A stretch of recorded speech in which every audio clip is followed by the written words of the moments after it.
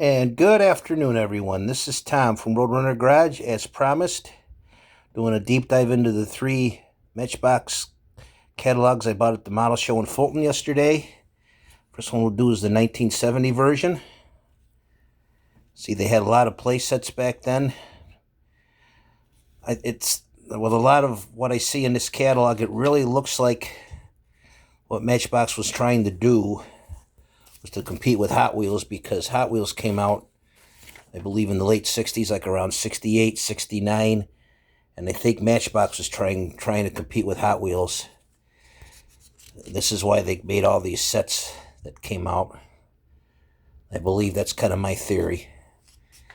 As you can see, they had a lot of, they made sets very similar to the Matchbox loop-de-loop sets, as you can see. And like the Hot Wheels sets, you could also get lots of different accessories for your tracks, which was really cool. There's more accessories you can get with your sets. And here's the Matchbox Steer and Go, which is another cool thing. Like I said, I think they were really trying to compete with Hot Wheels because Hot Wheels was kicking their butt in the market, so to speak, at the time.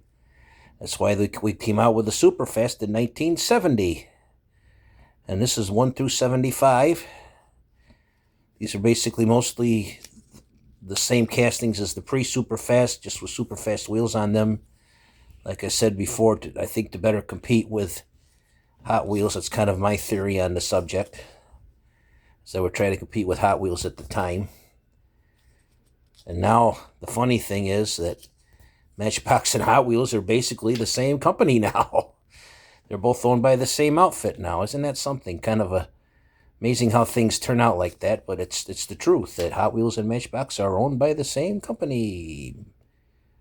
Yep. I'm not sure what company it is, but Mattel or whatever, but they own Hot Wheels and Matchbox both now. And Mattel came out with Hot Wheels originally, but now they own both companies. So they kind of have a, more or less a monopoly on the thing today. But this is before when more competition was heating up. This is kind of cool to see. That's what I like about these Hot Wheels or Matchbox catalogs. They kind of show you the evolution of each year of die-cast cars they came out with, which is really sweet. That's why I really enjoy, when I can find these catalogs at a reasonable price, I grab them, because I really enjoy looking at them. Here's the Matchbox pop-up sets, another set you could get. Traditional Matchbox cases. Matchbox Crash game, another set you could get with your cars. Here's the king size. Before they were called Super Kings, they were just called king size. Larger scale than the Matchboxes. A lot of classics here I see. Yep, more of the king size vehicles. Kind of a bigger scale. It kind of, like I say, you can also get the evolution of also the King series as well as the regular 1 through 75 series in these catalogs, which is really one reason why I like to find these original catalogs in good shape, just to see the evolution of each year they've made Matchbox. It's kind of like a history lesson, which is really cool what they make. When it comes to vehicles, I'm kind of a history buff, so they're right up my alley. I'll say it. There's the Matchbox garage set.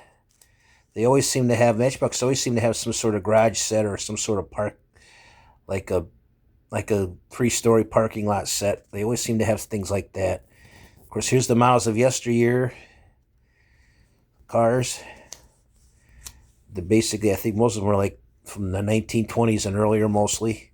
The models of yesteryear, they've had them for I don't believe they don't make them anymore, but they were kind of a niche market, I believe. For the models of yesteryear vehicles was kind of a niche market.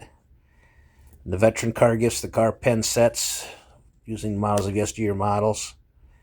Then they had a future, kind of a previous of what kind of a coming of attractions to what's coming up in later years, which was kind of a cool thing. So there's basically a deep dive into the 1970 Matchbox Superfast catalog. I hope you enjoyed this. I'm going to be doing the 1971 catalog next, but for now, meep, meep, boop, boop, boop.